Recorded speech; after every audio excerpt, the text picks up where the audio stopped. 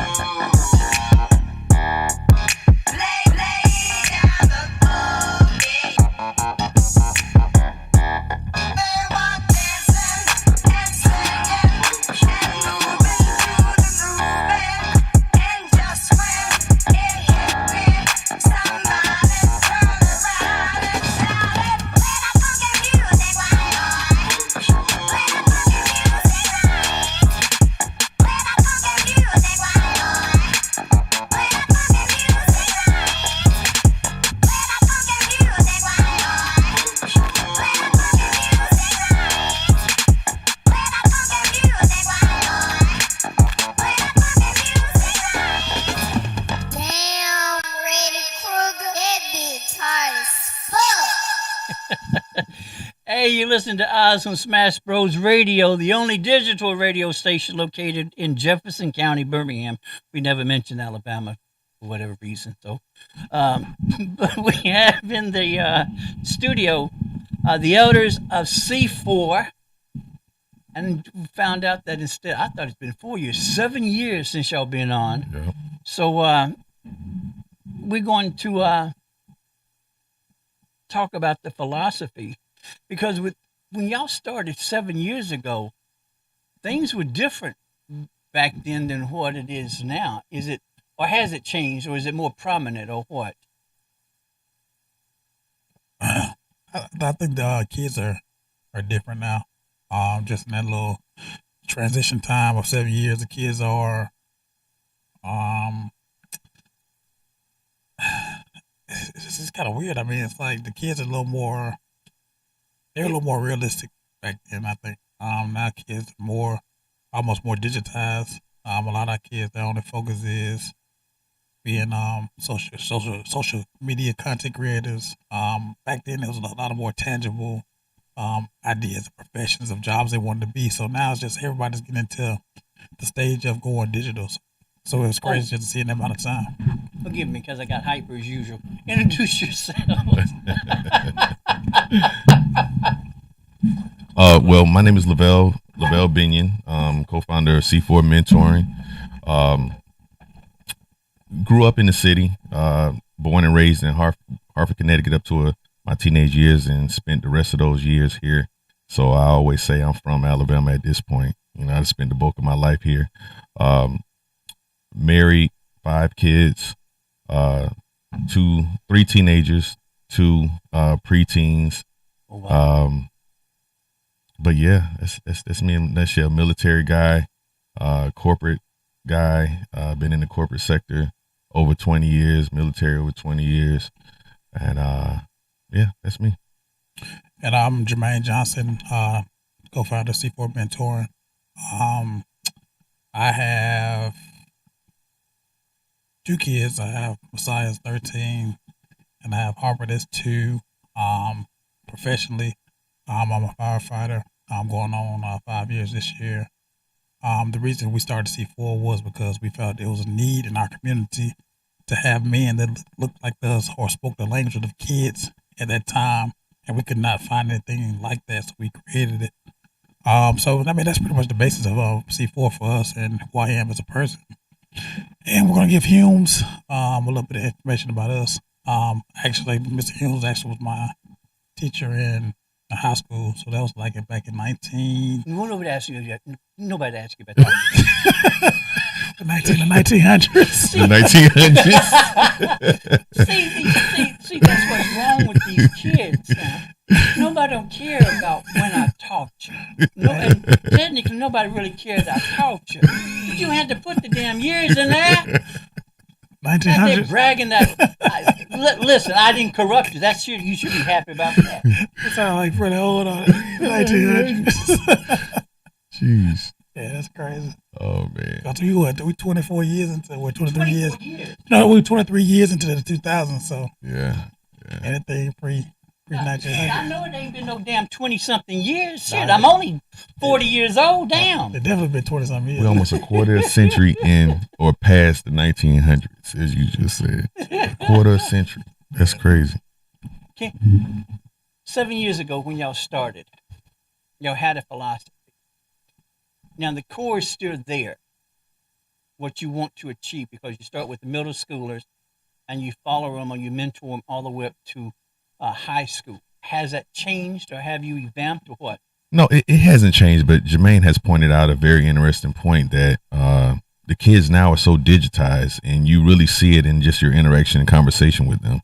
They lack the ability to have independent thought, define their voice. It's almost like, yeah, he like what he said type thing, to a certain degree. You're going to have a conversation where you're going to piggyback off of what somebody else say, but usually in our past years, in our early years, everyone wanted to exert their independence, no matter how right or wrong it might have been. They wanted to have their voice to a certain degree.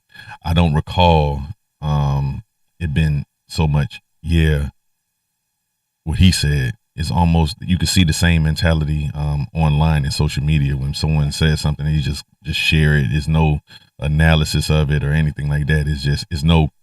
Nobody wants to go against the grain, Right. I find myself a lot of the times, even sometimes I agree with stuff. I just be like, well, it ain't got to be all the way like that. Just to kind of just to keep the dialogue going. No one wants to infringe on the flow of a thought. It's just like, yeah, this is what it is. So I think it's a little more challenging as the years go on.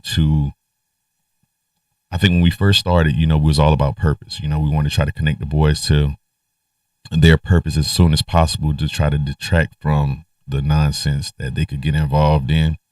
But now, I remember it was very diverse when we asked the kids, like, what do you want to do when you grow up? What do you want to be? We had lawyers, we had jury makers, we had athletes. So you're always going to have athletes. I'm not going to say it wasn't a handful of those, but it was a lot more diversified. Kids kind of saw things that they were interested in that might have been outside of the norm that would even shock you.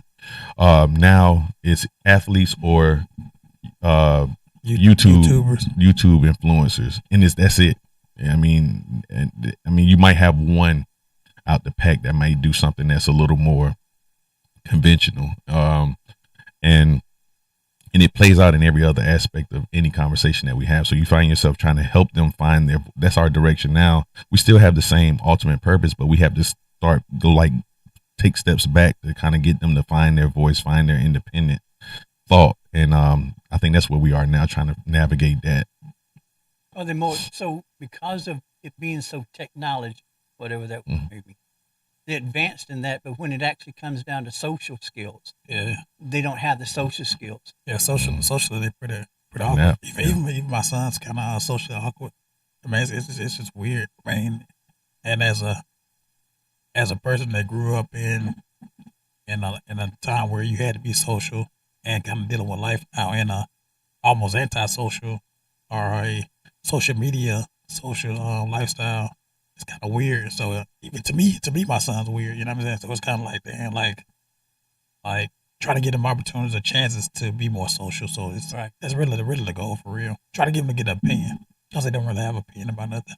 So they're advanced more so than my generation, but at the same time, they don't have that social skills, which is most important, especially when it comes to the world. So they're lacking one thing and they're advanced in other things, but there's no balance like it was back during my days. It's actually it's zero balance. Actually, it's all like I said, almost weird. Then with y'all being especially with you being in the military and you being a coach, do you see is there a difference between being a black male and being a white male?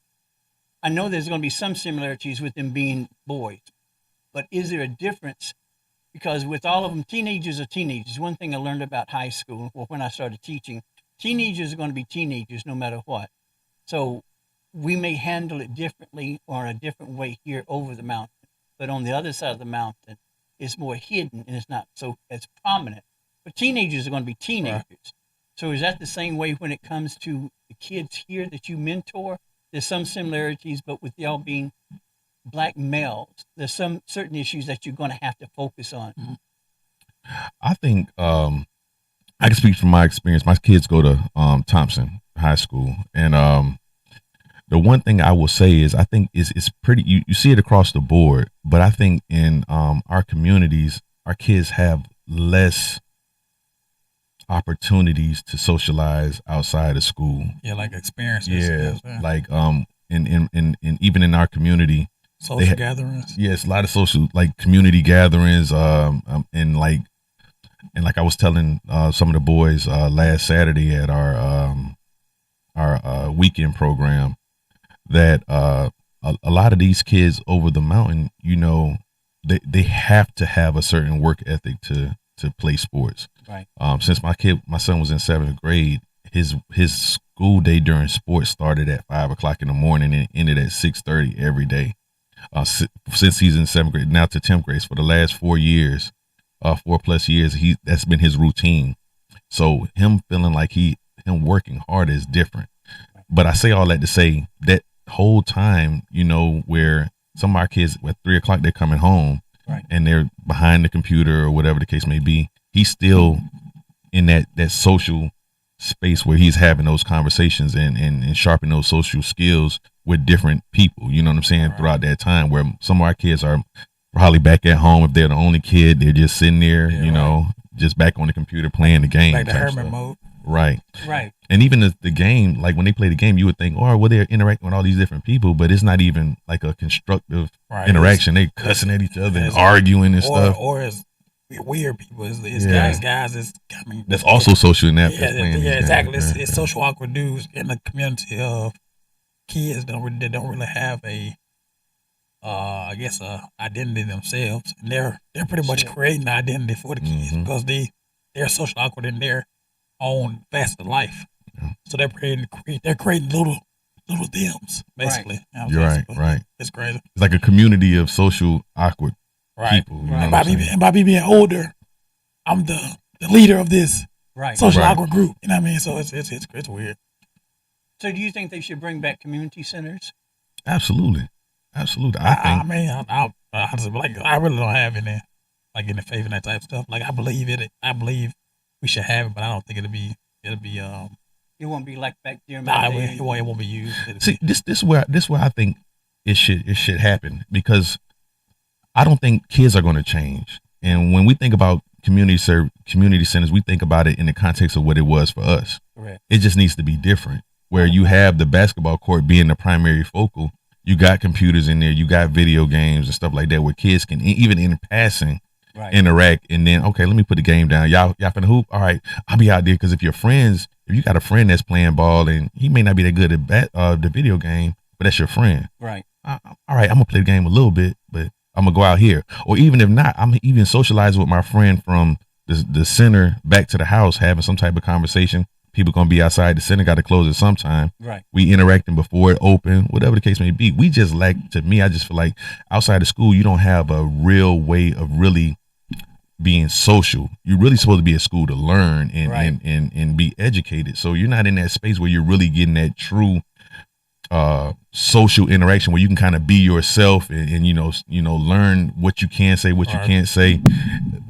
Even like from a disrespectful level in the community, you would say certain things to people that would get you into a fight, and you will learn those lines of, all right, that's disrespectful. I don't need to Right. cross that line because there's a consequence. Right. These kids are so disrespectful in these controlled environments that this is why things, like, to me, and I could be wrong, this is why I think things get to a certain like extreme level as they get older. Right. Because now you this is where you've always interacted to a certain degree, but now you're interacting with adults who have their own egos and all these different things, and I think it There's no boundaries. intensifies the thing. There's no you know. boundaries or structure. Because you didn't learn it early Right. on, and I think in this short window of time you could see the transition of that. I think it only will get worse if it's not curbed in some way.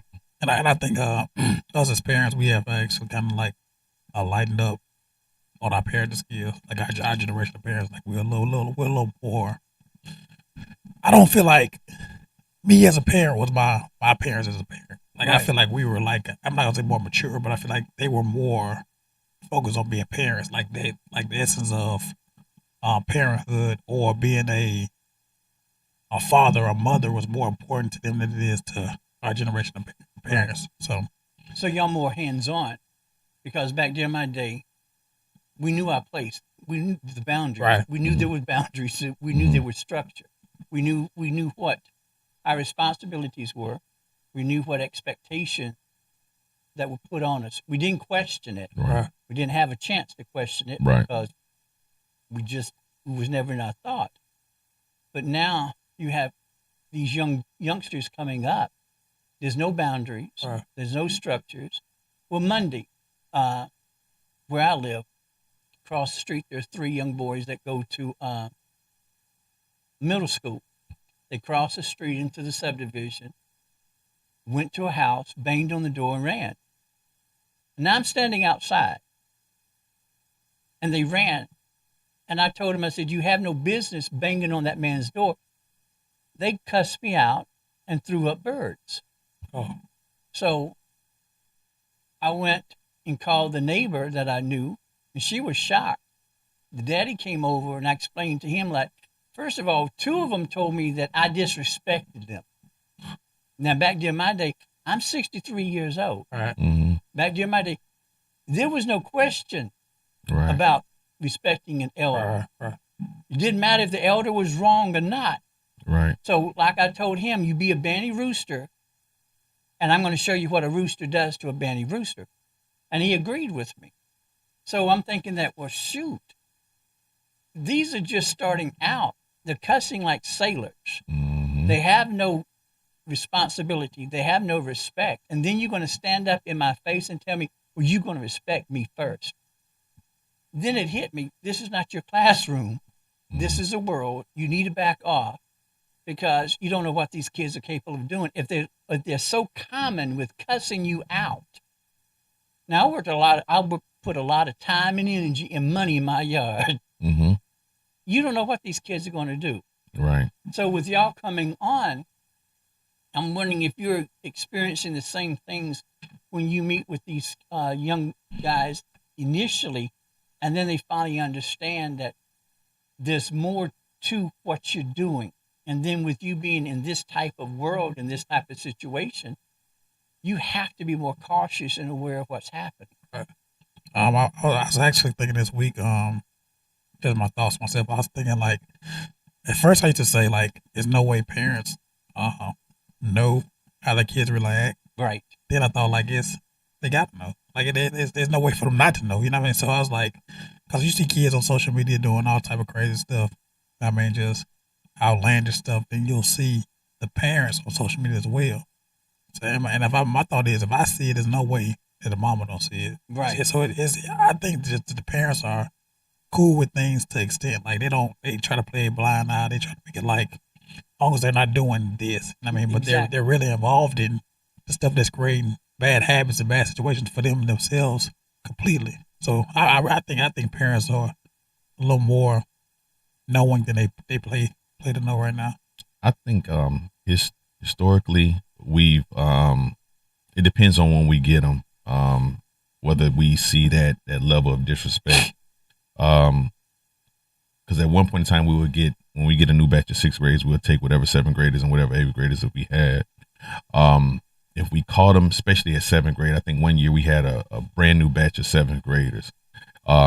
We've been doing this long enough now to identify that seventh grade period of boys' lives is a very testosterone filled time, and they're trying to exert their manhood and trying to navigate those hormones at that point in time. So it's hard to kind of impose discipline when you're foreign to them during that time. So I would say yes, we have encountered those instances even from us where we get that pushback. But on the flip side of that, when we got them just a year earlier, it was a world of difference. They still would challenge the authority, but I think we got a good system of initiating discipline and showing a certain level of care and concern, whereas a respect level, that is developed in the beginning that kind of helps with that. I think you still will see it to a certain degree, but it is never like hyper disrespectful, but you get those times where they just kind of, if they mad about something, they just shut down type thing, but yeah, I think we still see it. And it's nothing like, when we were younger, you even a teacher, you may get in the classroom, may get into, a little back and forth, but at some point in time when they shut it down, you knew it was time to shut it down. When they locked in, like, you might have your little attitude, but you're going to shut up. Right. They'll go back and forth with you a little longer than you would like. But yeah, we still see it. And then with you having 7 years, you have that reputation in the community. And then kids have talked about C4. So when you have these new kids coming in, they pretty much have an idea of what to expect. You would think. Yeah. You would I think that the COVID years kind of messed us up with that to a certain degree because we ended up having to take a little time out. So, and we was dealing with middle schoolers. So that little bit of time that we were out, we had to pretty much start that whole thing over when we came back in. But yeah, you would think that would be the case. Those kids don't. They don't communicate like that. Like that level of communication is not something they do. Right. They don't talk about stuff like that. So they wouldn't have an essence of understanding like what C4 is for them in middle school. Right. Maybe high school boys, but middle school boys not. Because I think I think they underestimate what COVID has done to us. I think COVID has put us back. And I think that in some aspects it brought a lot of stuff that should have been to light, but at the same time it shows a lot of negative that was out there. Because for me to see a parent blame the teacher for her child not reading, right. And I'm wondering, you're blaming the teacher for your child not reading, but we were under COVID. So what were you doing as a parent? Because I had to read. I didn't have a choice. I had to read. But before I even went to school, I knew how to read. I had the Dick and Jane books. Right. And I knew how to write my name. So you're blaming the teachers. And I understand it's hard to be a parent. I can't even fathom what it's like to be a parent now.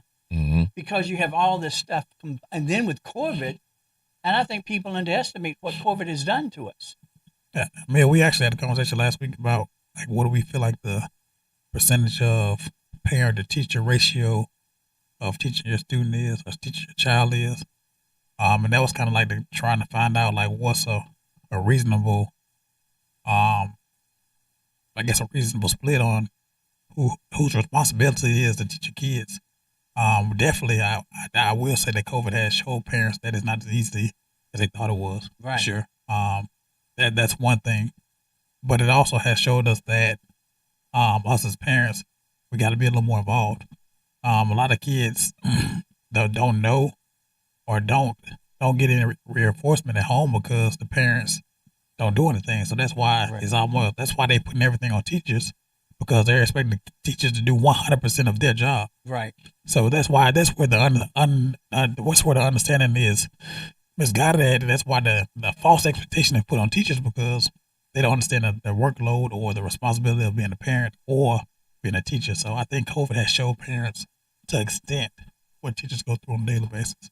And for me, and to his point, we had this conversation, and I was kind of on the fence with. We was on opposing sides of this. I think as a parent, is your responsibility to create that mind that is ready to be educated. Right. Nowadays, and I think about single mothers when I say this. When you don't have that dual parent household where it can be a team effort, I think it's a lot. I'm not saying it's impossible, but it goes back to a deeper conversation. But a single mother that works a full-time job, she may have multiple kids, she may have 2 jobs. For her to come home, then cook, clean, organize, manage the household, and then try to do homework over multiple kids, I don't think is as realistic as we try to make it to be.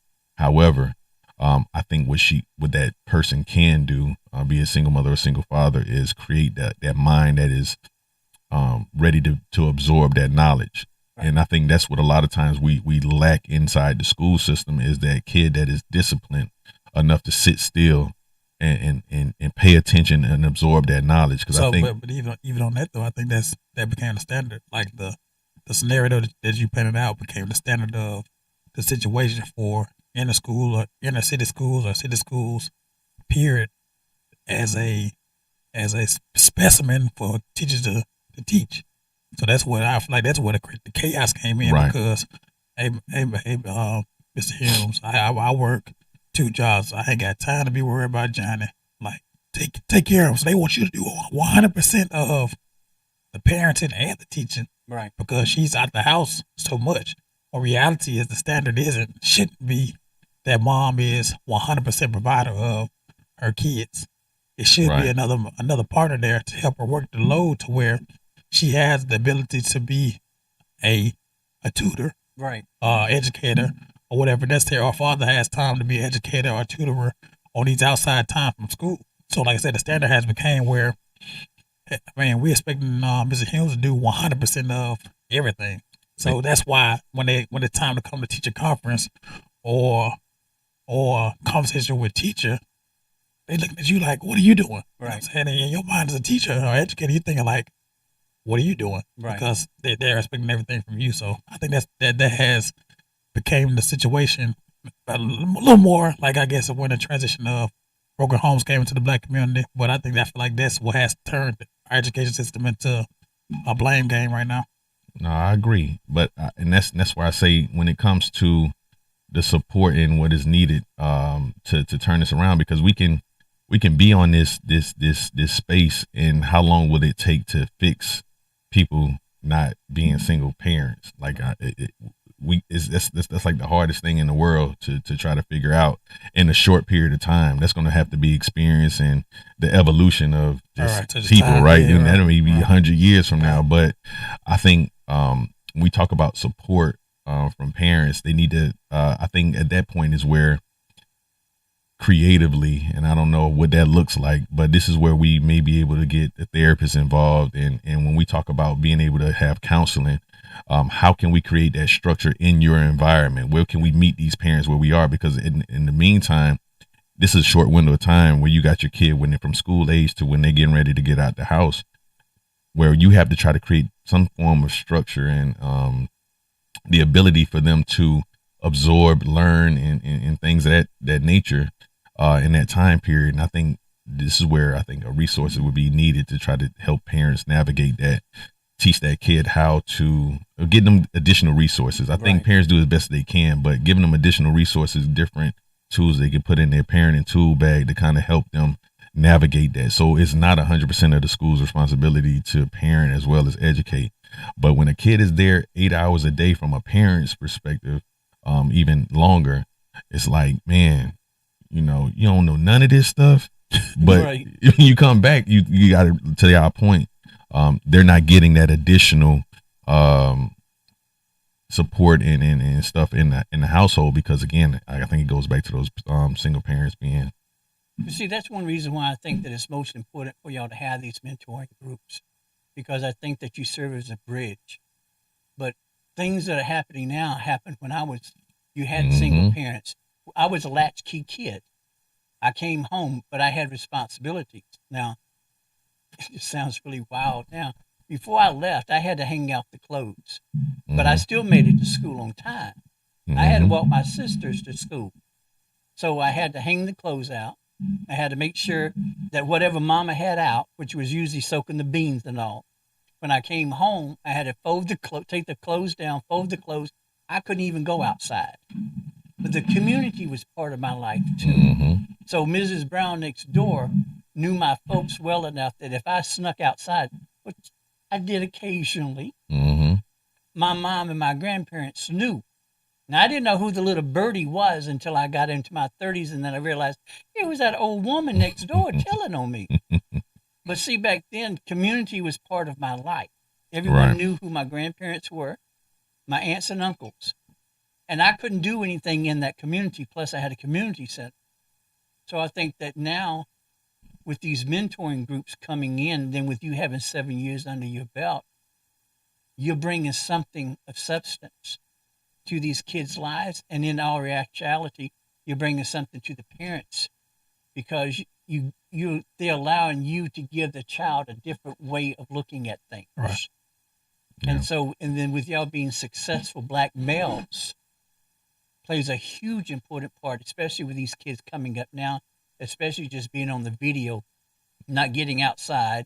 And just like what these designers, the creators on all these TikToks and all, that's all they know. Right. They don't see the actual individuals, because you had to go to work, you have to go to work, but yet you still maintain a household. Right. Yeah. And so I think that, and plus too, I had church.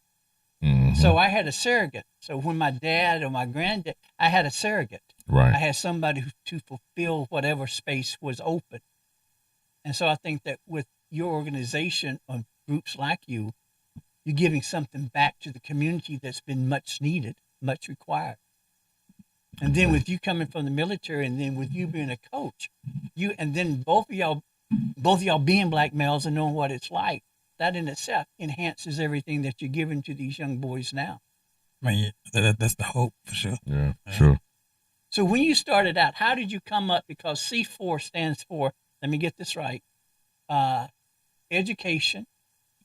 So the easy way is helm. So you know, helm is used to guide a ship, right? Right. So it's heritage, education, leadership, and manhood. Now, how did y'all come up with those? We at the time of inception of C4, we was real heavy in I guess every man goes through this transition, especially in our community, of trying to figure out knowledge of self and trying to figure out where the essence of who you are, where your culture comes from. And due to our history, it has been erased. You know, it's hard to go back too far in your lineage. So I think we both was in that space of self-discovery, and we understood the importance of heritage on a man's life. So my thing is, we was doing this in our 30s, and we was like, man, how important or significant would it be to have heritage instilled, in the importance and the significance of that at an earlier age? So we really felt like heritage was one of the key components that we wanted to add to our principles. And then education, even during that time period, we was doing so much work on self-development and different things, but we're doing a lot of that knowledge ourselves, educating ourselves. So as we sat down, we thought about our principle. We said education has to be a guiding principle as well, but not in the context of what you would think of going to school, getting A's and B's, but challenging kids to kind of think about, do you know why you come to school? Right. And everyone's like, well, to get a better job and all these different things to be successful in life. And to a degree, that is true, but we wanted them to look at it in the context of understanding that you truly go to school to figure out or learn how you learn, because education shouldn't stop in a classroom. It shouldn't stop in that structured environment. You should be able to educate yourself inside and outside of institutions. So we wanted education to be a principle. As men, as leaders, ourselves, we both are of a leadership mindset, and so we know how important that and significant and impactful that was in our lives. So we wanted to instill that in the boys early on. So even in the classroom, we do exercises in the classroom anytime we meet with them on discipline and being leaders. So leadership was another key component, and ultimately manhood in today's society. And we try not to judge, but we came up different. Being a man was all you ever wanted to do as a young boy. You know what I'm saying? And we feel like there's a disconnect with young boys now. And we have conversation with the boys, and we was like, so when do you become a man? And they like, well, when I turn 18 and all this, and we challenge that, like, no, there's no switch, there's no time limit that turns you into a man. You have to act as a man every day. Mm-hmm. It's a journey. Every minute, every second, you have to walk as a man, talk as a man, be as a man. And understand that when it comes to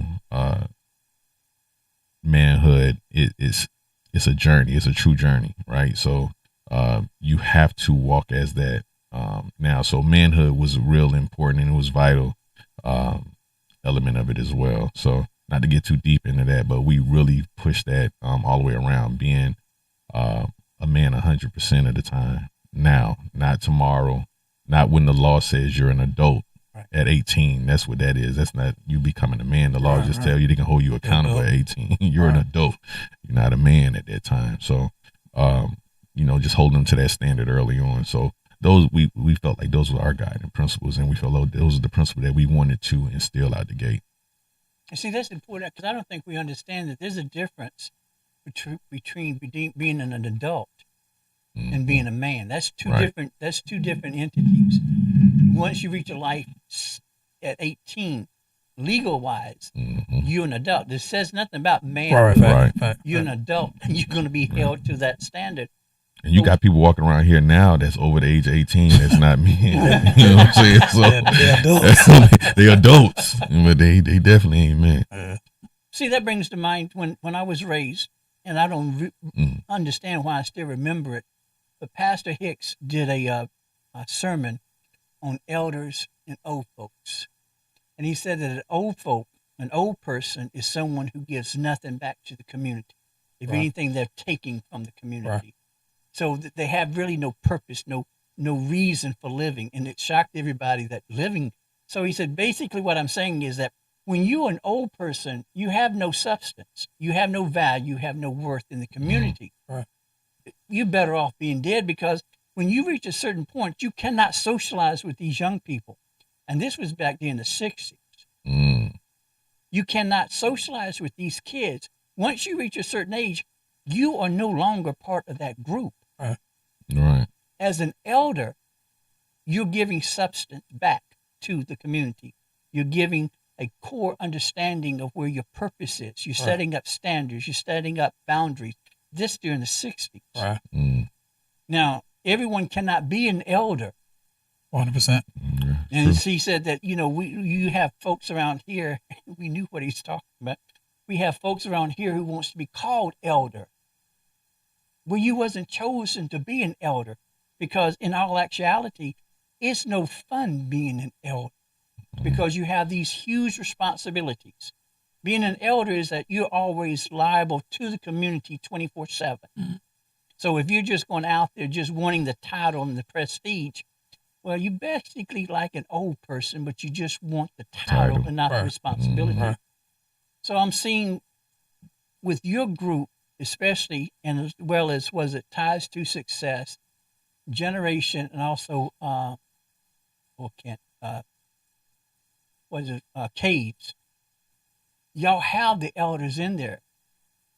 Y'all you may not want this, but you're giving back to the community. And I think that with what you're giving back, and then watching from 7 years, watching these guys come up, and then watching these kids come back, that's like watching your child go off and your child coming back. and you knowing that I had something to do with this. So you see that, like you were saying, that you pretty much in 7 years after even doing COVID, your gut tells you like, oh yeah, these are the red flags. Right. So we know the cost. We need to pay attention to these individuals. Definitely. So I think that it's a necessity. It's a requirement that we have these organizations. And I think that, especially here in Birmingham, I think that there should be more sponsors. There should be more benefactors. There should be more donors. And also, is it possible for anybody to become a mentor in your group? No, absolutely, absolutely. You know, we've reopened our mindset to it. In just all honesty, we were just so disappointed in the community for so long. I don't know if it's us. We have people come in and we tell them, you know, this is your program. You know, we're not. We are. I understand now that we are imposing individuals as far as our mindset. Me more so than anything, because I'm very vocal. You know, so I have something in my head and I'm just going. You know, Jermaine is more mild mannered. He's more logical. He's going to listen to. I have a direction and I'm going 100 miles an hour, and he was like, yeah, I don't know, and then he'll challenge it, and I'm what you mean, man? I mean, it's black and white. All you gotta do is do it like this, and he's like, yeah, and I got to convince him of my direction. And I guess if you're witnessing that, you realize like you might not have a voice in that. So I've been trying to be more mindful of my approach, but I am who I am. But at the same time, I want people to come in that have a voice. Just like when we telling these kids, like, you got to have a voice. I don't want you to come in and be a bump on the log. But at the same time, I understand there's a place for everybody now, you know. So like he says all the time, you know, we want people to come in and do what they do. Right. You know, we don't want you to come and do what we do. We want you to come in and whatever it is that you do, just come in and add that value. You know, it's probably a young man that don't even know that there's an option to be whatever it is that you are. Correct. And we just, all our whole thought process and all we ever want to do is give them exposure. You know, we're not here to be necessarily their parents, but we're trying to connect them to purpose. Right. So, you know, we're not, I mean, we care about grades and all these different things and all the different elements that any parent would, but our whole thing is giving them exposure, giving them something different to see. You know, we take them out of town. We introduce them to different career fields, different experiences and things of that nature. So, yes, to mentor, I mean, you may not mentor, you can mentor in various different ways. You don't necessarily have to mentor the way we mentor, right. But if you're an electrician, if you're a plumber, if you're a carpenter, if you're a business person, or if you're a lawyer, a doctor, whatever the case may be, come in, expose these kids to whatever it is that you do. So absolutely, there's an opportunity for anyone to come in and mentor with us in any capacity. See, that's one thing that I learned, that you can be a mentor. And these are my philosophies. These are my standards. And I know that you may have a way of doing it, but as long as you're underneath these guidelines, we're cool, because right. I'm going to do it a certain way. These are the guidelines. These are the standards. This is the outcome. Now, if you can fit in that, we cool. Right. But if you come in with a different philosophy and you're not meeting what our standards or what our purpose is, you can't be a part. Right. Right. So I've learned a long time ago. First thing that I did when I started teaching, I made sure that I met with the parents, because I was a second white male teacher over at Lincoln, but I was the first academic teacher.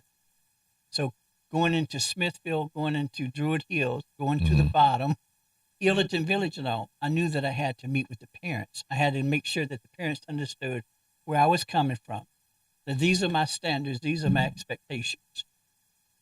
You can meet them, but I'm not lowering my expectations. Right.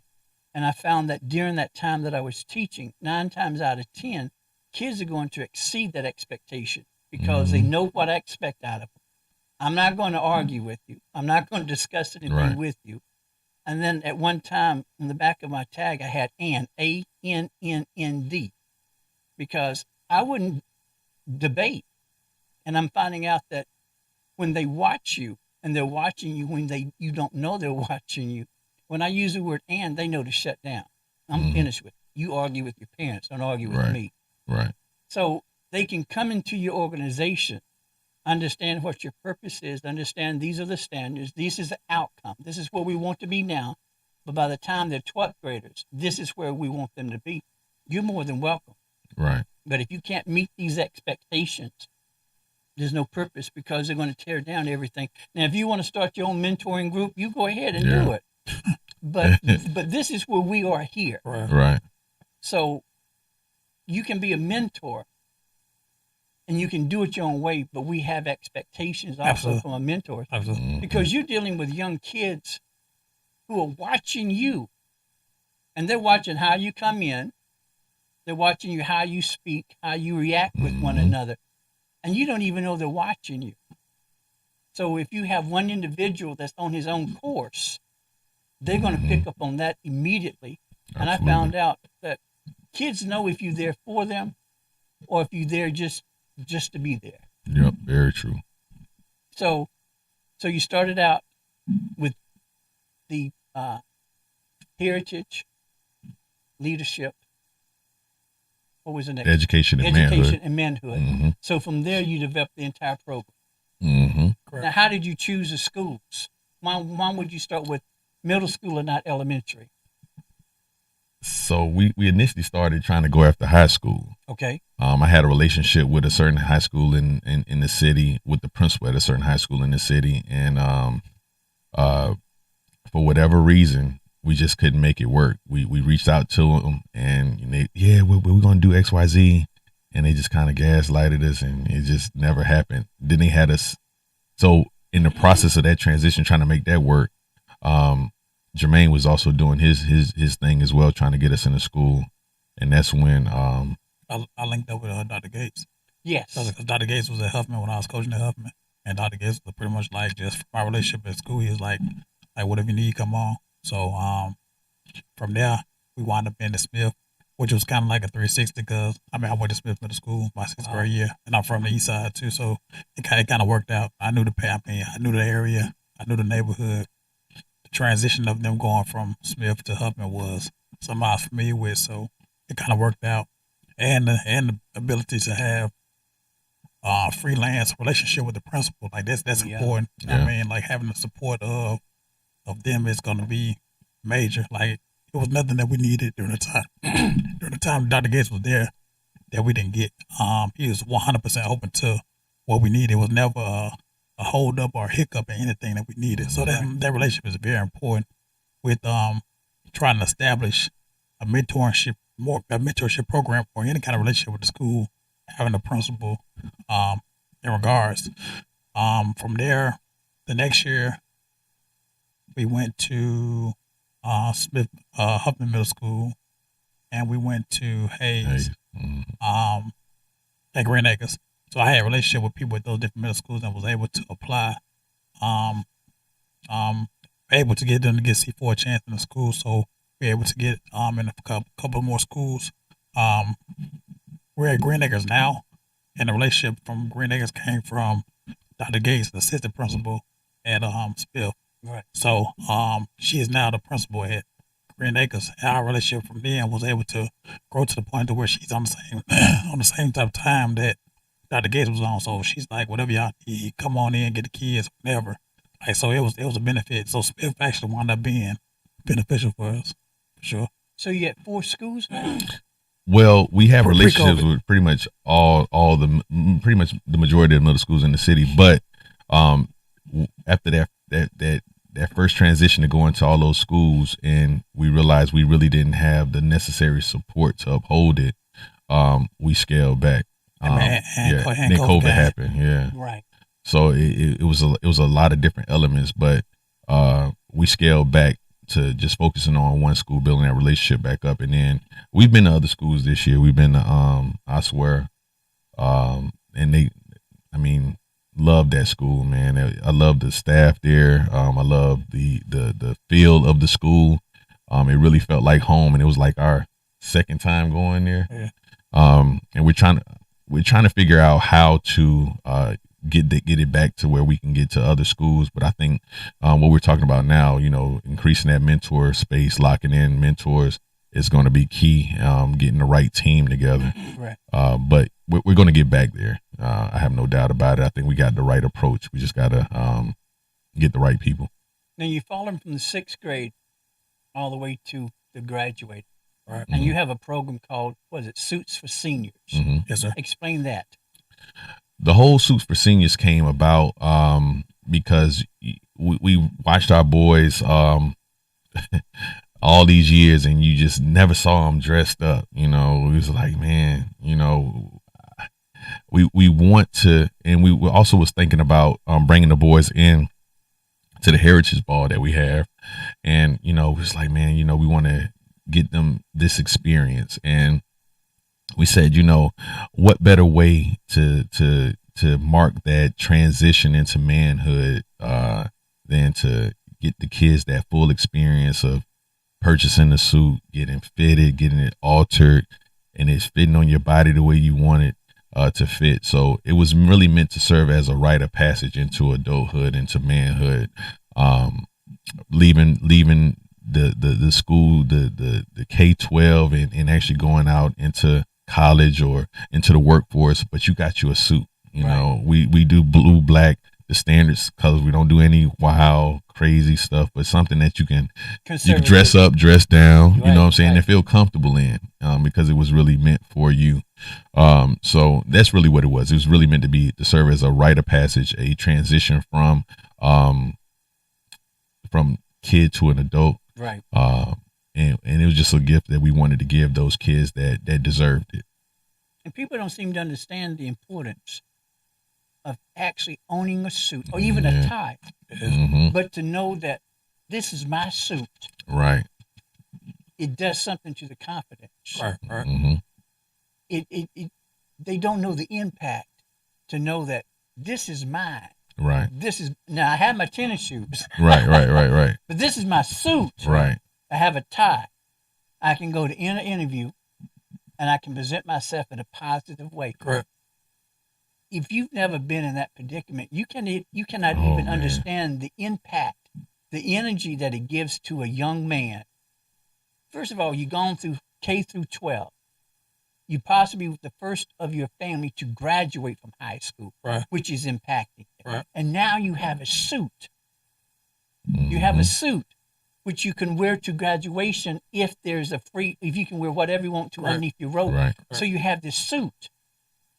And for y'all to understand that importance and all, people have to understand that for you to come up with that concept, Suits for Seniors, you know exactly what it means to have something of your own. Mm-hmm. Now, they can always get the tennis shoes for some reason, but we don't think about the suits. Right. So if there's any organization out there, if there's any men's apparel shops out there, they need to get in touch with y'all to see if there's some type of relationship that can be developed, and that know that at the end of the year that this is going to be the number of seniors that we're having to graduate, to see if there's if something can be done. And that's where the donors come in. That's where the sponsors come in. That's where the benefactors come in. But again, you have to take a step back and understand the history of Birmingham. Right. Things haven't changed. You still have those same groups that were back there during Reverend Shuttlesworth Day. Mm-hmm. And see, that's the thing that upsets me the most, is this mentality. Now, you know that C4 has an annual trip, because y'all go during the summer, you go to different places, because I think, was it last year? Spring break. Spring break. Mm-hmm. Last year we went to Houston. So they know that you have this spring break trip coming up, which costs money. They know that during the time that you're mentoring to the schools and all, there's certain things that you need while you're in the rooms with these boys. But at the same time, at the end of the year, you have these Suits for Seniors, and you have people in Birmingham that have apparel shops. Mm-hmm. But yet, for whatever reason, they don't step up to the plate, which really upsets me. And so I sat back and started thinking, well, you still had the three groups that you had back during Reverend Shuttlesworth Day. You have the bougie individuals, You have the individuals who want to be bougie, and then you have that third group that really don't give a happy God about anything.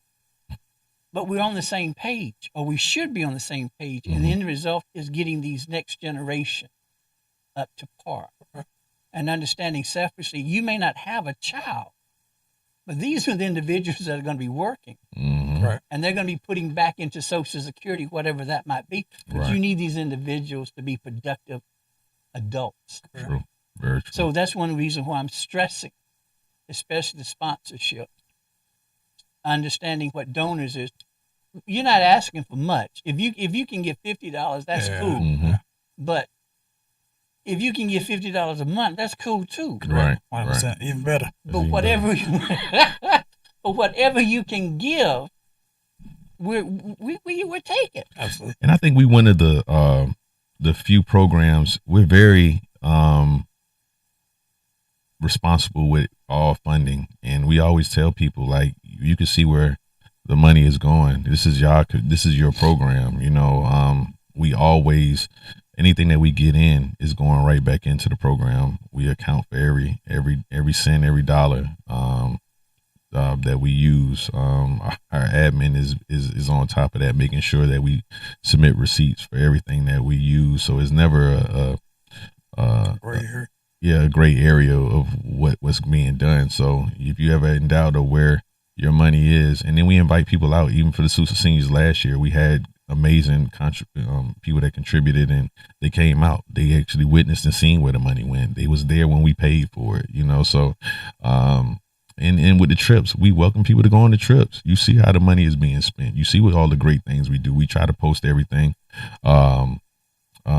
But it's never, you never have to worry whether your money is going to me and Jermaine sneakers or any of those different things. I mean, at any time, you can always figure out where it's going. So, I mean, there's really no excuse not to, unless you just don't want to.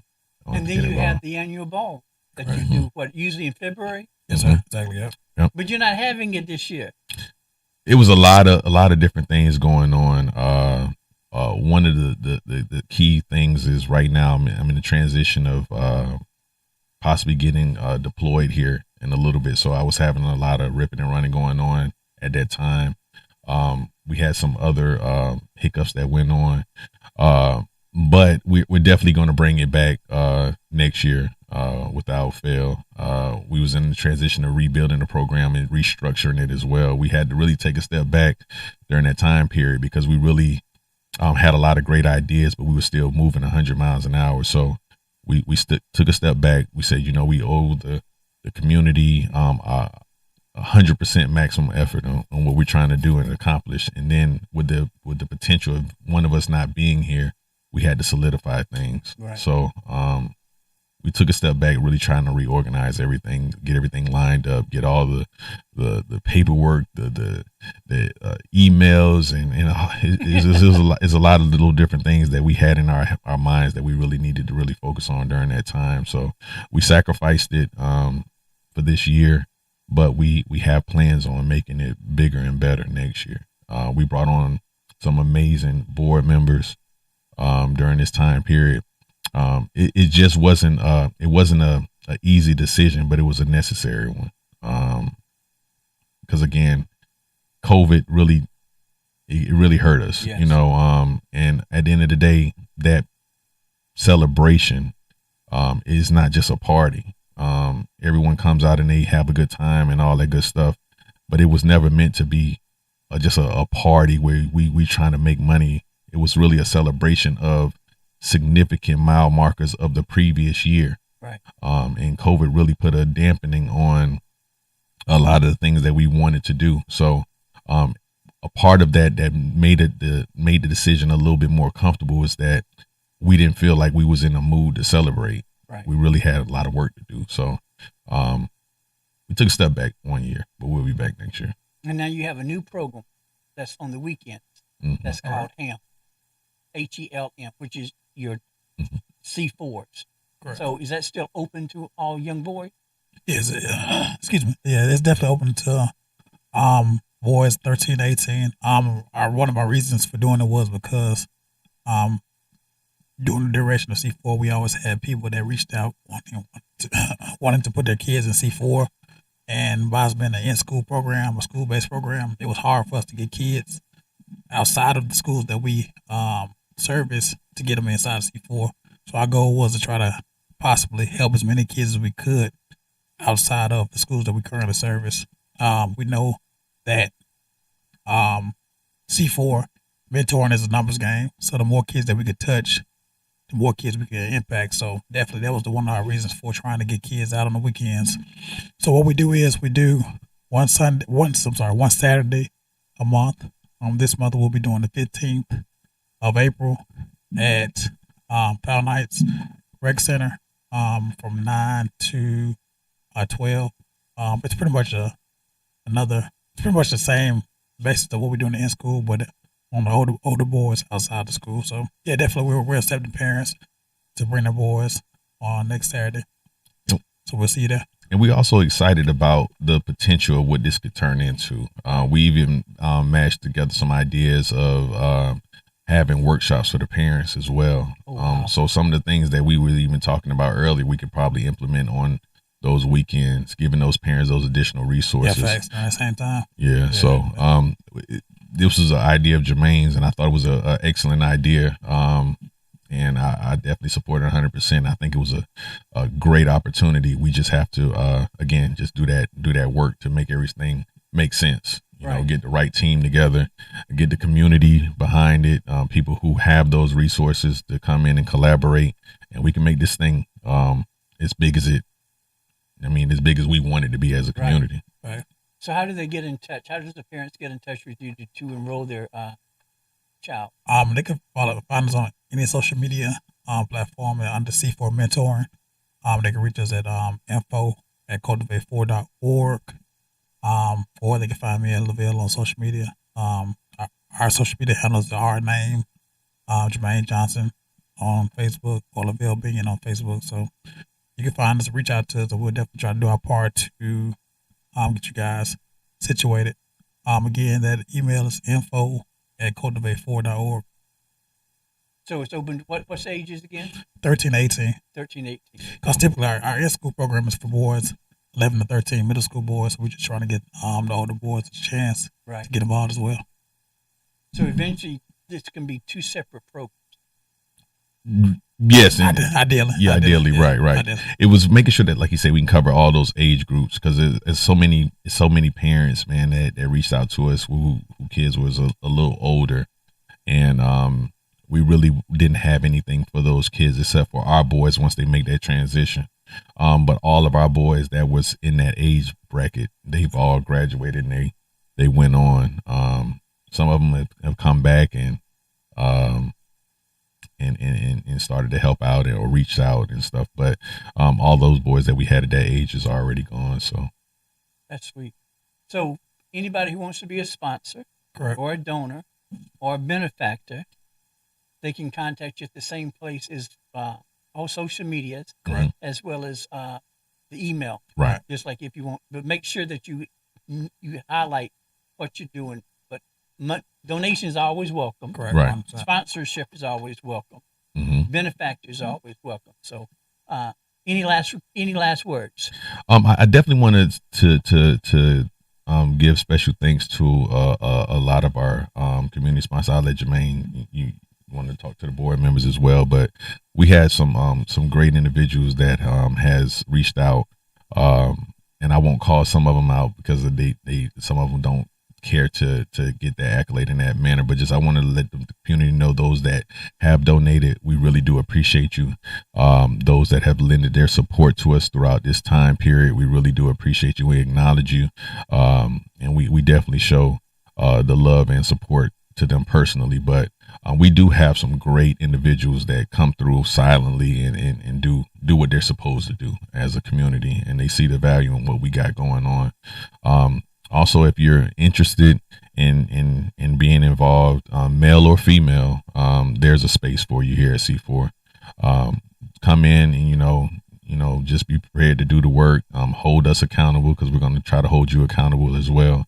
But we're serious about what we're doing, and we want good people around us, good people that can come in and add value. So you're more than welcome. Please reach out to us at any point in time.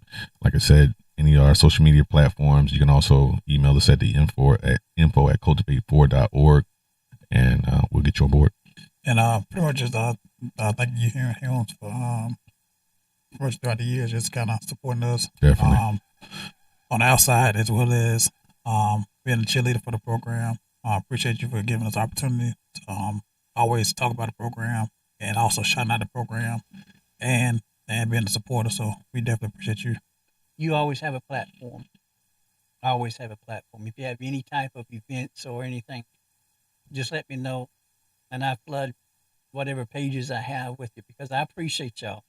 Because I think for you to take on the stewardship of doing what you do, because you have your family of your own, and then for y'all to step up and understand the importance of having a role model, Right. I think that's extremely pivotal. And then for the parents to trust you to have their sons, I think speaks volume for what y'all do. And I appreciate y'all tremendously. Yes, sir. So again, donors, sponsors, benefactors, we need you. Yeah, absolutely. And if you've never been to one of the balls, that's one of the main things that folks look for. We like to dress up. Yeah, definitely, sure. Yeah.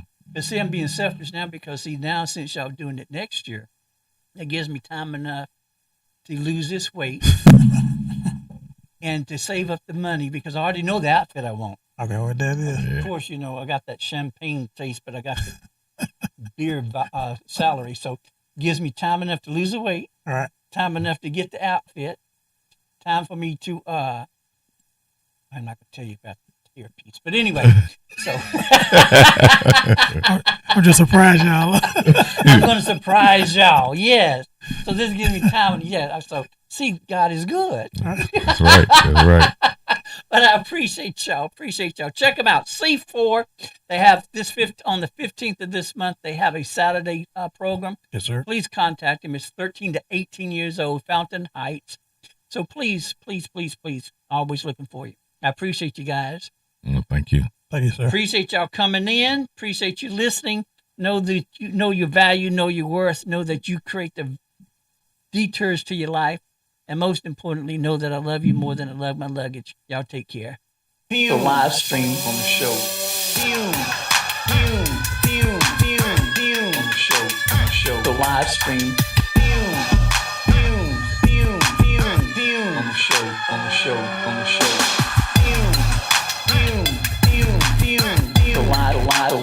The live stream.